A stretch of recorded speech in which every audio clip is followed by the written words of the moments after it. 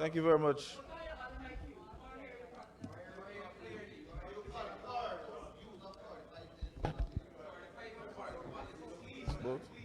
Thank you very much. It's not coming on, Dodo. Lana, man, what happened? Easy. Mr. Speaker.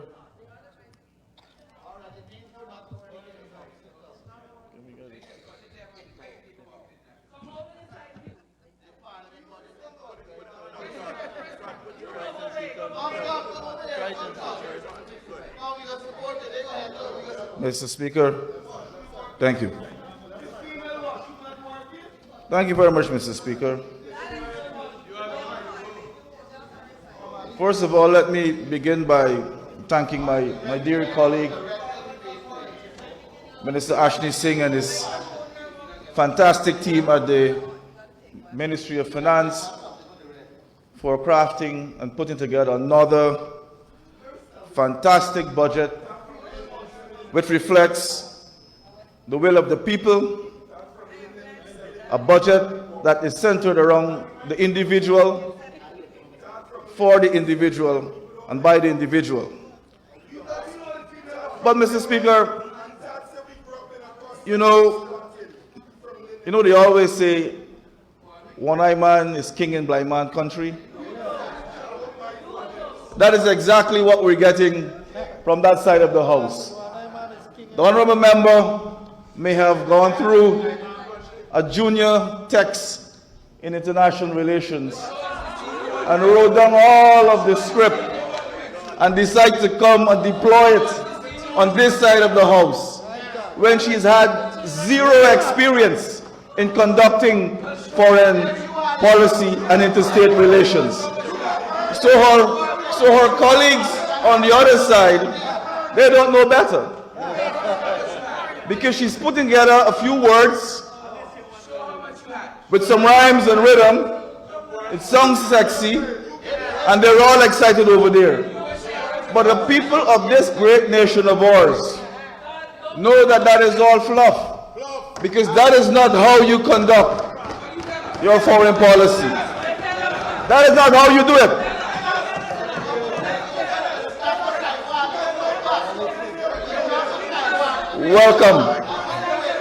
Welcome to class. You gotta listen, my friends. You gotta listen. So, Mr. Speaker, we, as a party in government, has represented this country for decades. We have kept the flag flying high. We have done all of the heavy lifting. And we have convinced the people of Guyana, election cycle after election cycle, that we are capable of representing each and every individual citizen at home and abroad.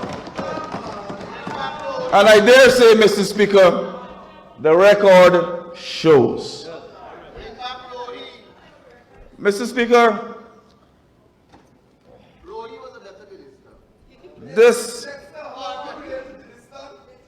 budget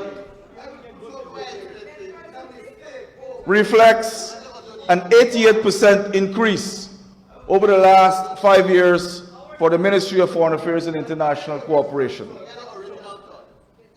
And I must say, Mr. Speaker, that when you look at the numbers reflected in our budget, a $10.035 billion budget, shows clearly that our work at home has been very well done by the People's Progressive Party civic administration over the last 5 years. And it's very clear, Mr. Speaker, if you look at every sector in this country, there's growth. If you look at our policies They are centered around the individual. And we have been successful year in, year out, working with the people of this country to ensure that they are successful. And when they are successful, we are able to go abroad, Mr. Speaker, and share our experiences with our neighbors, our international partners, and even our non-traditional partners. And we've been telling that story, Mr. Speaker. More recently, His Excellency the President visited the United Kingdom, where he met with His Majesty King George III. He also met with the Right Honorable Deputy Prime Minister. He also met with King Charles. We also met with the Commonwealth Secretary General, along with other senior government officials and business leaders, telling our story, Mr. Speaker. To the extent that the British government has signed on to a Global Biodiversity Alliance initiative, which is a stellar representation of how we are representing Guyana and the people of this country. Mr. Speaker,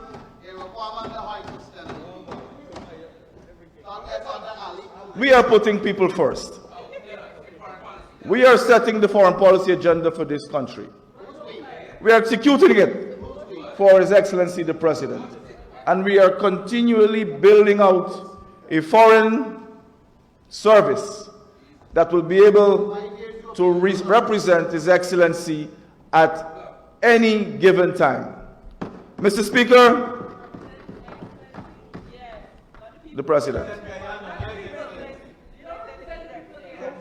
Mr. Speaker, His Excellency the President sets the foreign policy agenda on behalf of the people who have elected him. And it's very clear, it is very clear that he has a mandate to execute on behalf of the people. Mr. Speaker, let me also mention His Excellency's state visit to Belize, where he was able to deliver remarks in the Parliament. It was a very successful visit, the first state visit by the head of state of Guyana to Belize.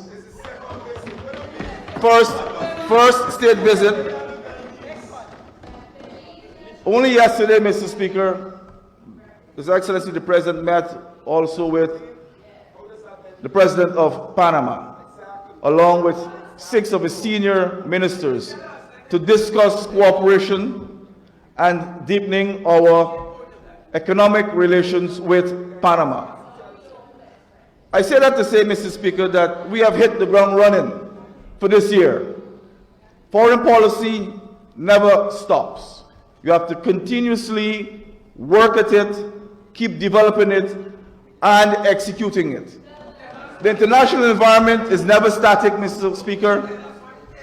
Following the trends, understanding the complexities of interstate relations, understanding the complexities of geopolitics, the shifts in political systems and landscapes, mean therefore that you always have to be on the ball. And Mr. Speaker, listening to the honorable member who just went before me, I think she wants to agree with us, because she's saying to me and to my colleagues over here that he's going to come and say this and he's going to come and say that.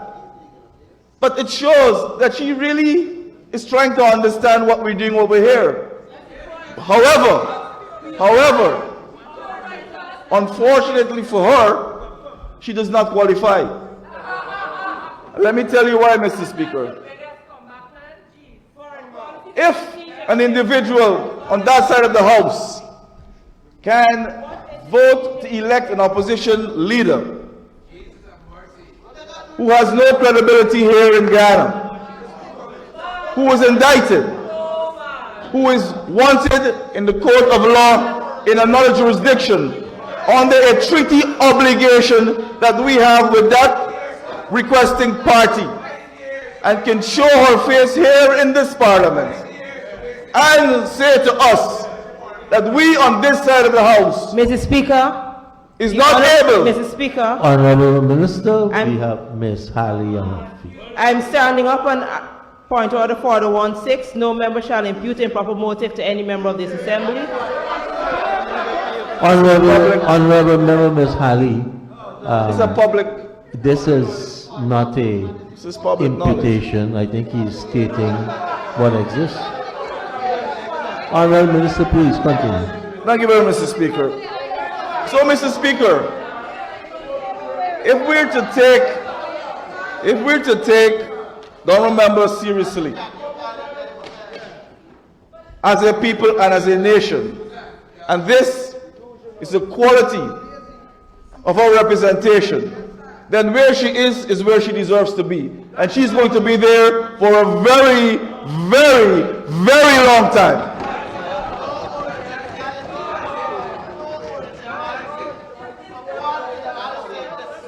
Mr. Speaker, the honourable member spoke about credibility and predictability. And the honourable member represented a political party that did not, Mr. Speaker, did not want to go to an early election after a vote of no confidence was passed successfully in the parliament back in December 2018. And she has, the honourable member, she has the face to come in front of the people of this country and to talk about credibility and to talk about representing Guyana when they do not respect democracy, democratic principles, the will of the people, and understanding that governments come and go. But we, on this side of the House, Mr. Speaker, we have, as a political party in government, we have given true representation to the people of this country. We have done it to the extent that we are visible, we are credible, we are well respected, and we are sought after globally in every sphere.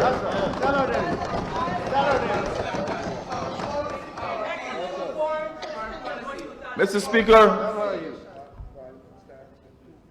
our foreign policy is a key pillar for national development, social advancement, economic development.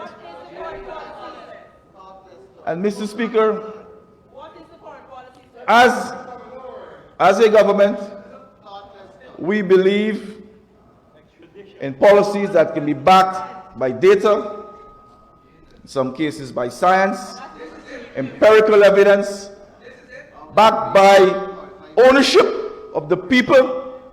And that is why we have been successful in our national policies, Mr. Speaker.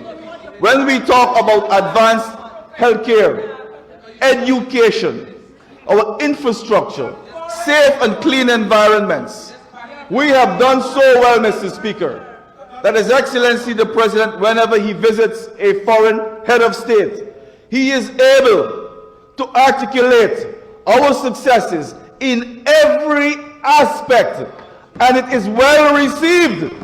Well received. Mr. Speaker, our prosperity that we see right here in Guyana, small businesses, medium to large scale businesses, women in business. Mr. Speaker, it shows that at home we understand government and we understand governance. If you're able to achieve the successes that successive presidents of this political party would have achieved over the several decades. You will understand how you conduct international relations in a global environment, how you conduct your foreign policy, how you harness your people. And Mr. Speaker, the honourable member mentioned earlier about the minister not being in the meetings and the meetings cannot happen. But Mr. Speaker, you must be told today from me, the sitting minister, that we have been following His Excellency the President and his inclusive policy in conducting our international relations. Mr. Speaker, we have maintained the agent, and I will have the honourable member know that our agent oftentimes conducts meetings of the technical committee, but she will not know that, Mr. Speaker, because she has been excluded from the committee by the former opposition leader because he did not think that she had the substance and the wherewithal to be in that category. But we've been conducting ourselves without her. She's just not in the loop. She is just not invited. And not because you're not invited, there's no progress. So you have to write to us. We will let you know.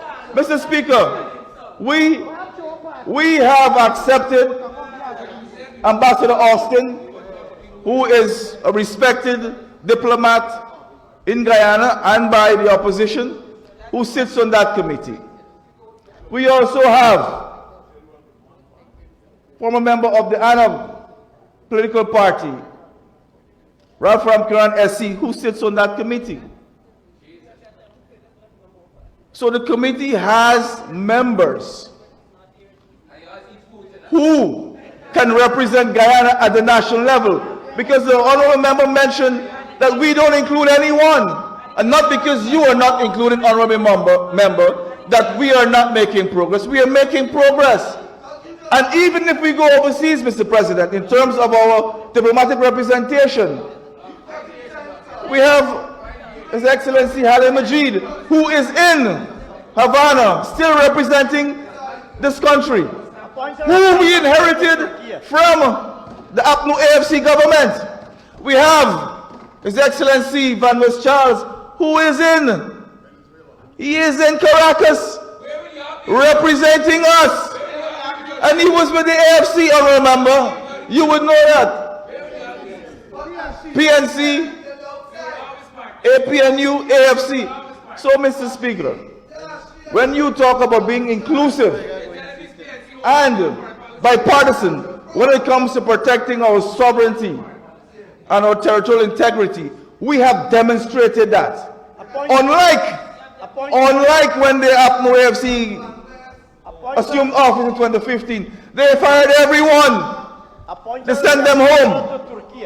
But we, on this side of the house, when it comes to our sovereignty and territorial integrity, we are bipartisan in that regards. Mr. Speaker, we also have Dr. Barton Scotland, who was the former speaker. He's also on the committee. A well-renowned, seasoned foreign officer in the ministry. He's on that committee, Mr. Speaker. And we must also pay our respects to some of our fallen soldiers of the committee, the late Rashley Jackson, Sir Sridhar Ramphal, Justice Pollard, and of course our dear Elizabeth Harper, who have been very, very, very strong, resilient, and they fought for us. Sir Sridhar Ramphal was there in the inception when we signed the 1966 Geneva Agreement, and we are very proud of their service, Mr. Speaker. We were happy to work with them, and the honourable member and members would know that several of these members served in the Burnham administration, and we, on this side of the house, we do not discriminate when it comes to our sovereignty and our territorial integrity. We are all embracing and all encompassing when it comes to our sovereignty and our territorial integrity. Mr. Speaker, in safeguarding our territorial integrity, we have allocated $100 million to ensure that we can protect first and foremost our frontiers. And as you're aware, Mr. Speaker, His Excellency the President has been working assiduously to ensure that we remain engaged first and foremost with our neighbor to the south, Brazil, being a very strong leader on the continent and the region.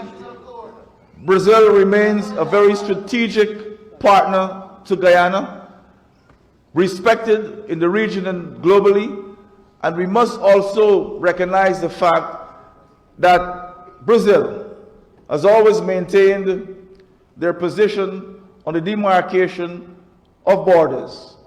And we, as a people and a nation, we are very proud of that, because we can move forward as a country, Mr. Speaker, knowing that we have strong partners on the right side of international law. Mr. Speaker,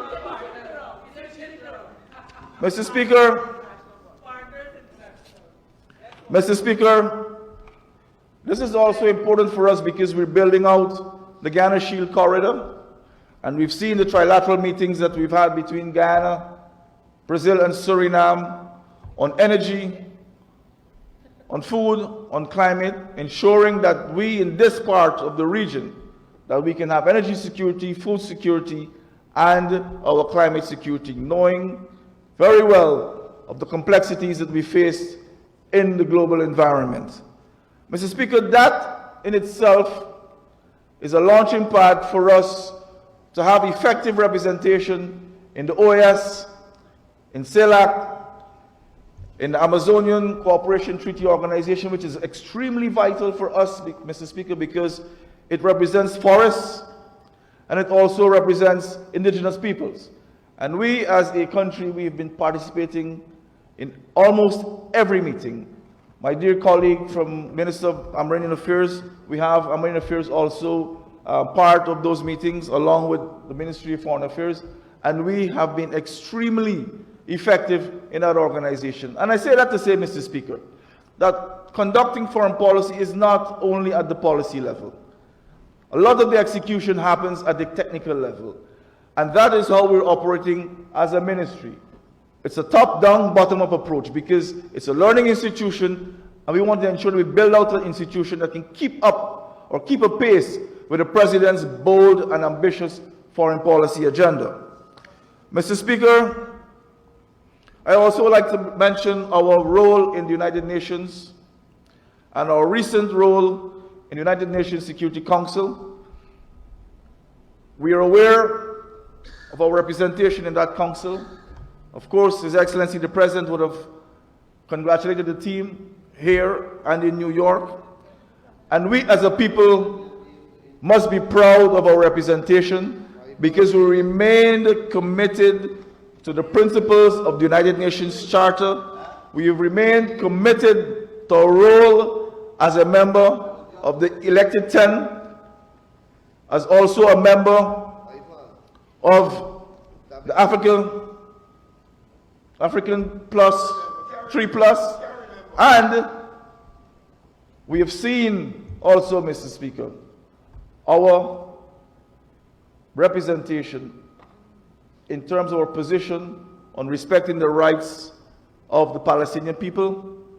We've also seen our firm stance and unwavering position on the defense of the territory and sovereignty of Ukraine. We've done many other meetings, we've had many statements. We've had also a statement on Venezuela, which is the Africa 3 Plus did for us. So we have done a lot of work at the bilateral level, Mr. Speaker, at the regional level, and at the multilateral level, which is clear for every one of us to see. And I must remind the honorable member that those are not form, pure substance in terms of a representation, not only at the level of the head of state, but at the level of the ambassadors and the technical staff within the Ministry of Foreign Affairs and International Cooperation, and at every post throughout this hemisphere. Mr. Speaker, we've allocated $140 million in advancing our multilateral agenda, our representation at the United Nations in the upcoming high-level meeting. We've also started a campaign for for a position as a director on UNESCO, which we should all be commended for. I know that we'll be successful. My colleague minister will be working hard campaigning for you.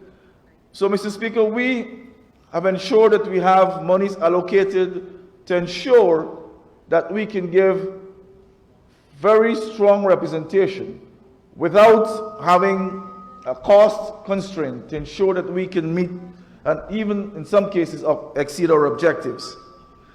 Mr. Speaker, moving on, our trade policy promotion is very important for us as a ministry because we are responsible for ensuring that we're able to coordinate effective representation on all matters related to trade policy. And as you know, Mr. Speaker and honorable members, trade is very, very vital in building out any economy. And for us, free, fair, and predictable trade is very important for us. And that is why at our office in Geneva, Mr. Speaker, we are giving very strong representation on all of the matters within the World Trade Organization and the various organs.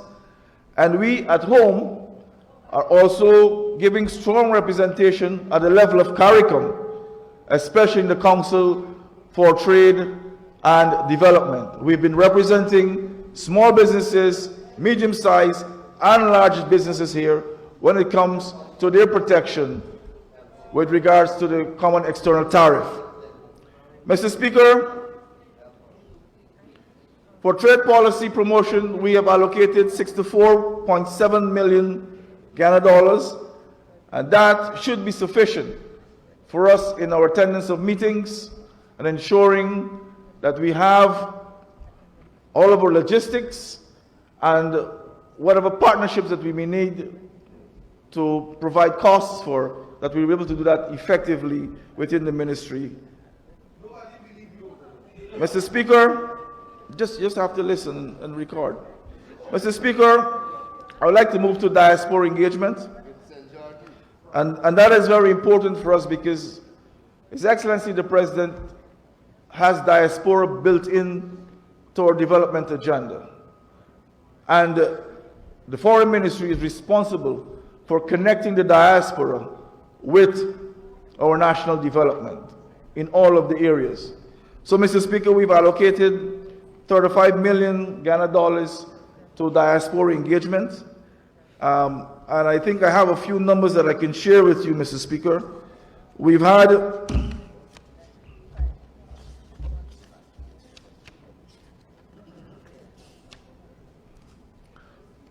so far between 2020 and 2025, we've assisted approximately 2,162 Guyanese who have successfully remigrated to Guyana. And that is a part of our development agenda because, as you're aware, Mr. Speaker and honorable members, His Excellency the President would also like to tap into the human capital that can actually return to Guyana and to be a good fit in areas where we may have a need for their level of competency. Apart from that, we also have a lot of business owners who are returning to Guyana, moving capital, in some cases moving business, in some cases extending their businesses, and in other instances, they're partnering with companies here in Guyana. So it's doing a lot for us in terms of creating employment and helping to build out our economy. So we're very focused, Mr. Speaker, on ensuring that we remain connected to the diaspora remain engaging with the diaspora and to ensure that that connection can lead to a return, reintegration, and allowing those diasporans to enjoy building out Guyana. So with that, Mr. Speaker, we've also, in that period, we've also engaged with approximately 3,000 residents in the diaspora across Suriname, United States of America, Trinidad and Tobago, and in Canada. So our diaspora unit is well connected to our missions and consulates in the various jurisdictions. We're working together on a roadmap to ensure that we can have not only on-site visits to meet with the diaspora, but to also have webinars and conferences to ensure that we can have a full understanding of the areas and to allow those persons living in the diaspora to seamlessly remigrate to Guyana. And Mr. Speaker, I think that has been very successful for us, and we will continue to advance diaspora engagement. Minister, you'll be given 5 more minutes to conclude. I also would like to touch on consular services, Mr. Speaker. That's very important for us. With our visibility, with our image as a country, we are attracting a lot of our returning Guyanese. And if we're going to be able to support our returning Guyanese through the diaspora engagement, then being able to facilitate travel documents and other instruments are very important for us. So we're taking that role also very seriously, Mr. Speaker. And we have been very effective, even more so now, because we have a new technology in issuing of the passports. And over the last 5 years, we have processed close to approximately 17,000 passports for persons living in the diaspora. And we want to be able, in some cases, to ramp up our processing because it is very effective in allowing persons, of course, to travel. And for those persons who may not have had or renewed their passports for many decades, or in some cases decades, we want to ensure that they can have their passports, because for them, that is bringing their identity back and giving them an opportunity to return home, even for visit. Because as you're aware, Mr. Speaker, His Excellency the President is very focused in having more traffic, not only from outside of the diaspora, but also from within the diaspora. Mr. Speaker, I want to touch briefly on our Foreign Service Institute.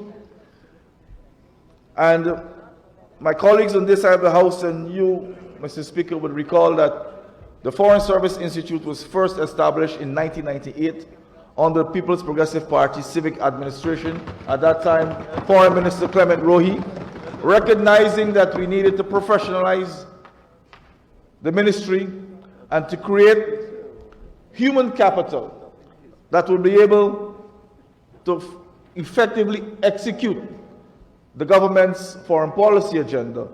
That institute was designed to ensure that there's continuous training at every level, from the level of the Foreign Service Officer 1 all the way up to Principal Foreign Officer 2. So those continuous trainings, Mr. Speaker, were geared towards ensuring that we can keep the relevancy that is required at every level, and in some cases having rigorous assessments to ensure that those officers meet the requirement to be able to effectively represent Guyana.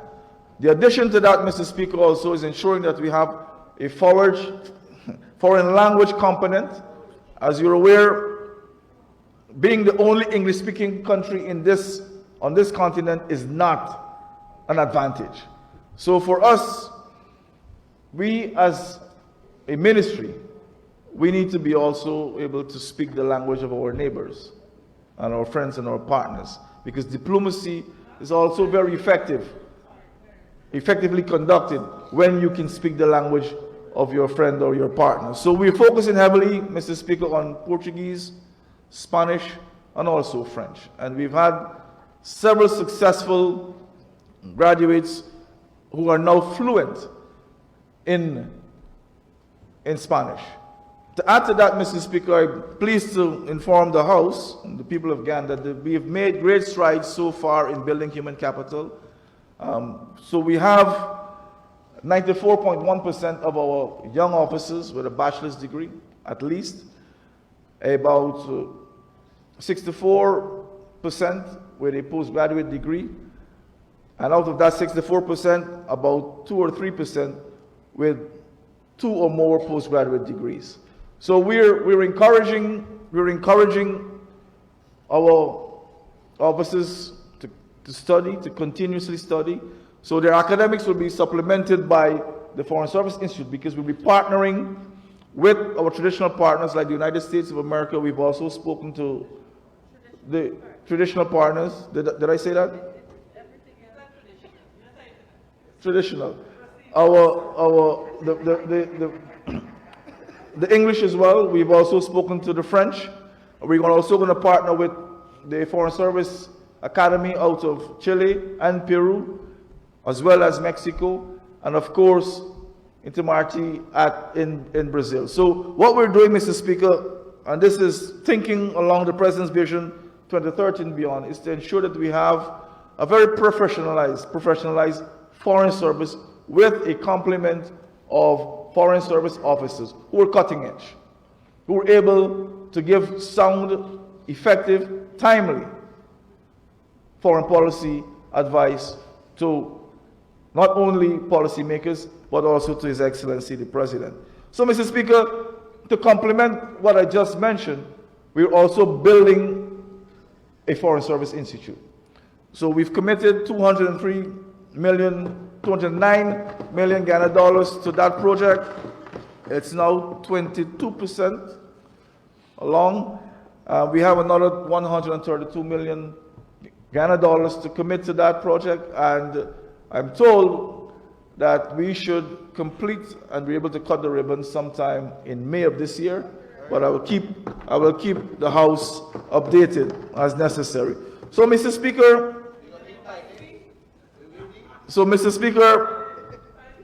I want to close briefly by also mentioning our Legals and Treaties Department. That is a fundamental pillar within the ministry, because that's department or division, Mr. Speaker, helps to coordinate and identify those instruments, memoranda, and treaties that are applicable to our self-interest and mutual interests, and ensuring that we are compliant with the Geneva Convention on Diplomatic Services, Geneva Convention also on Consular Service, and to also ensure, Mr. Speaker, that we are robust in terms of any agreement that we sign on to ensure that the people of Guyana will benefit and would not be a burden to them. So for us, conducting our foreign policy, Mr. Speaker, cuts across various pillars.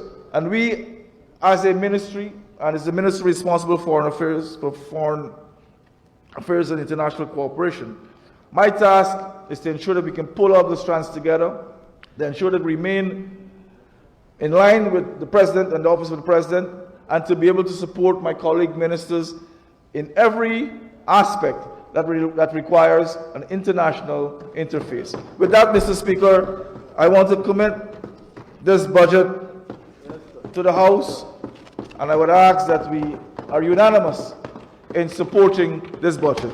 Thank you, Mr. Speaker. Thank you very much, Honourable Member, Mr. Todd. And now